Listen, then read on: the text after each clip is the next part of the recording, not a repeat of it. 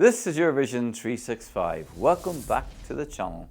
If you've been here before or if this is the first video that you're watching, you're very welcome indeed. With Eurovision 2025 now over, it is customary on this channel to look back at the contest just gone and ask some interesting retrospective questions about what just took place. This usually forms a series of episodes over the summer, so look out for those over the next number of weeks. The question that we are asking today is, why didn't hot favourite Sweden win the Eurovision Song Contest 2025? The Eurovision Song Contest is synonymous with spectacle, surprises and the unexpected. In 2025, the contest delivered one of its most dramatic plot twists in years. Sweden, the perennial favourite on Eurovision powerhouse, did not win. Despite sky-high expectations, viral popularity and a song that had the continent singing along. Instead, it was Austria's countertenor JJ who clinched victory in a nail-biting finale, leaving Swedish fans and much of the Eurovision community asking, how did Sweden not win Eurovision 2025? This video unpacks the journey of Sweden's entry, the public and jury reactions, the final results, and the broader implications for the contest and its fans.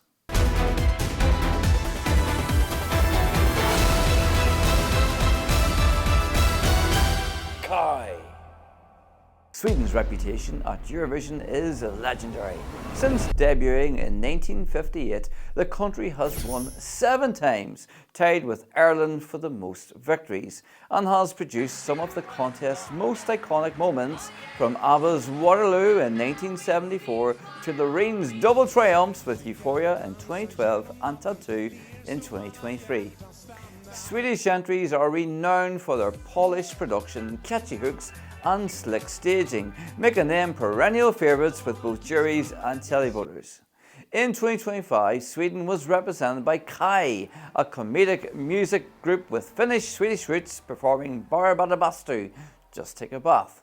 The song was a playful, upbeat ode to the Nordic sauna culture, delivered entirely in Swedish, the first time since 1998 that Sweden had sent a Swedish-language entry.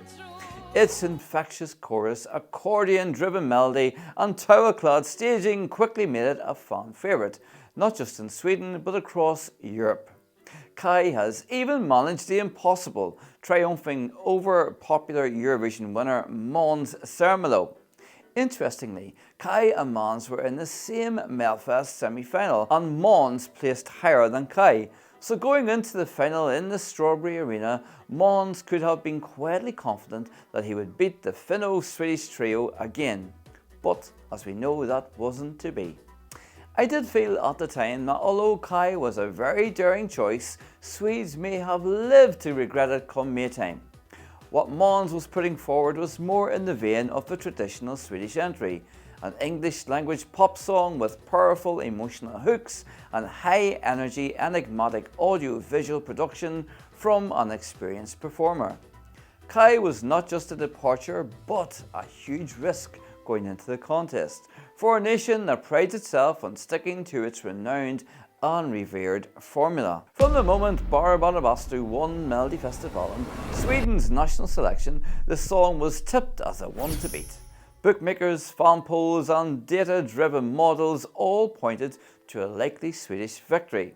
Eurovoix, the model which aggregates betting odds, fan rankings and poll data, predicted Sweden would win with a projected 598 points, well ahead of the competition. The Eurovision audience poll conducted after dress rehearsals also had Sweden as a top choice among live attendees. Social media buzzed with memes, dance challenges and covers of the song. Streaming numbers soared and Bara Bada Bastu became a staple on radio playlists in the Nordics and beyond. Eurovision commentators and bloggers praised the entry's originality and charm, with many predicting a landslide win. Kai's performance in Basel was everything fans had hoped for. Energetic, humorous and visually memorable. The group's chemistry, comedic timing and the whimsical staging, complete with synchronised tower choreography and sauna hats, brought the fun and warmth of Nordic sauna culture to the Eurovision stage. The song's catchy sauna hook echoed around the arena and the audience response was electric. Critics noted that while the song was light-hearted, it was also musically tight and expertly produced, a blend of pop and folk that played to Sweden's strengths. The fact that Sweden was sending a song in its own language and one so rooted in regional culture was seen as a bold and refreshing move. Let's find out who wins the Eurovision Song Contest 2025! When the votes were tallied on the night of the grand final, the result was a shock to many. Austria's JJ with the song Wasted Love surged ahead in the final moments, winning with 436 points. Sweden finished fourth with 321 points behind Israel, who were on 357 points, and Estonia, who had 356 points. Sweden's 321 points came from a strong televote, 195 points, including top marks from Denmark, Estonia, Finland and Norway, and a respectable jury score of 126 points, with 12 points from Iceland. Yet, it wasn't enough to secure the win. So why didn't Sweden win? Let's look at the jury versus the televote dynamics. Sweden's entry was somewhat of a televote darling, but it didn't resonate as strongly with the professional juries. While the song's humour and culture references charmed the public, juries tend to reward technical vocal ability, musical complexity and artistry. Austria's Wasted Love, an electro ballad delivered by a countertenor, was seen as a more musically ambitious and emotionally impactful song, qualities that often sway jury votes. Bara Bada Bastu was light-hearted and comedic, a departure from Sweden's usual slick, emotionally charged pop entries. Some critics and fans worried if it won, it might encourage a return to the joke entry era of Eurovision, potentially undermining the contest's musical credibility. While Eurovision loves casting a retrospective glance over its shoulder, as we have seen in recent years, a novelty song win could set the contest back decades and could dissuade respected, more traditional artists from putting themselves forward.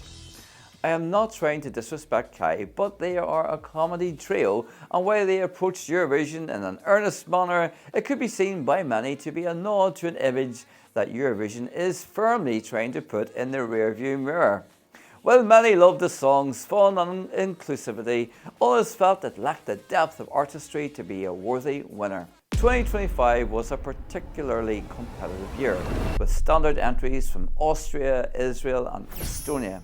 Austria's JJ delivered a technically challenging and emotionally resonant performance, while Israel and Estonia both brought strong songs and memorable staging. In such a tight field, even a strong favourite like Sweden could be edged out. Tommy Cash was bringing a wealth of quirky novel charm, and it could be that more voters were driven into the arms of Tommy than Kai. The bookmaker hype and fan polls are not always accurate. Despite being the favourite in polls and betting odds, Sweden's loss is a reminder that Eurovision is unpredictable. As Ukrainian music critic Robin Berturkalakin noted, odds and predictions can shift rapidly, and the final result often defies expectations. The emotional connection on the night, the running order and even the mood of the audience can all play a role. That being said, Sweden had a very favourable draw. 23 out of 26 entries is a great position to have, and this was Croatia's position last year, and winner Nemo performed 21st. These later slots can often benefit countries as more and more nations tune in. Sweden's highest televote points came from neighbouring Nordic and Baltic countries, reflecting regional support. However, broader pan-European appeal was slightly less pronounced, especially among juries. Austria's entry, by contrast, seemed to have broader cross-border resonance. Despite not winning, Sweden's Eurovision 2025 journey was a national event. The grand final was watched by 2.58 million Swedes, the highest viewership since 2021, and the country rallied behind Kai, celebrating their fourth place as a triumph in its own right. The song's popularity endured, with Bara Bada Bastu becoming a summer anthem and a symbol of Nordic pride. Eurovision fans debated the result, with many expressing disappointment that such a joyful and original entry didn't win. Others praised the diversity and unpredictability of the contest, seeing Austria's victory as a win for musical artistry and risk-taking. It was clear from the outset that the juries were not in broad agreement as they were last year, with the Howell 12 points being handed out to a much broader number of nations. This for a viewer always makes it much more exciting, as you're left guessing right up until the last minute. Sweden's 2025 experience is a testament to the evolving nature of Eurovision. The contest is no longer just about catchy pop songs or slick production. It rewards risk-taking authenticity and emotional connection. Kai's Bara Bada Bastu will be remembered as a cultural moment, an entry that brought joy, laughter and a sense of community to millions. And let's face it, we will be dancing along to it at the Euroclub for many years to come. I did think it was inappropriate for Malmo to reiterate the fact that they wouldn't be hosting Eurovision should Sweden win. It did come across as presumptuous and, as it turned out, completely unnecessary.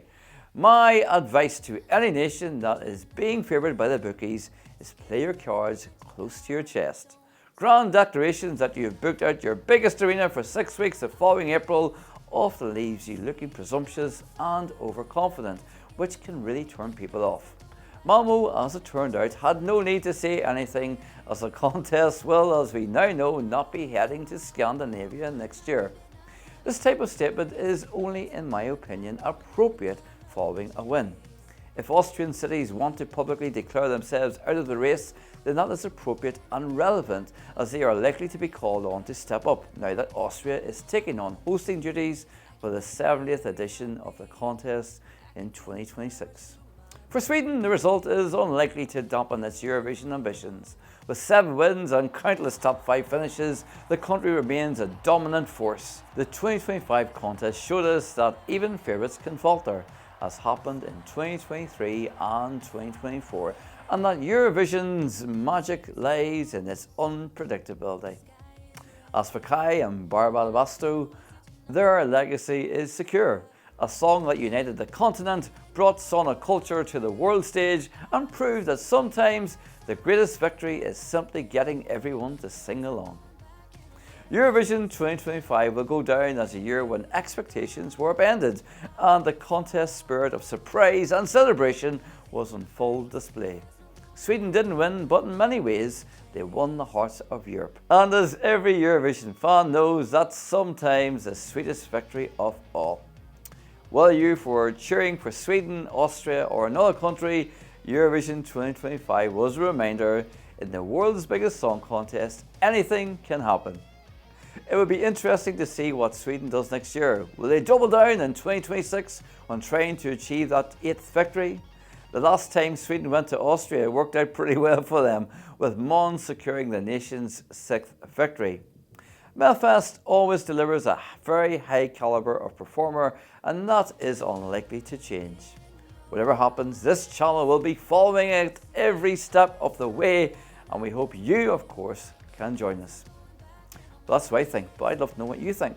Why didn't Sweden take the crown at Eurovision 2025 in your opinion? And what do you think will happen next year?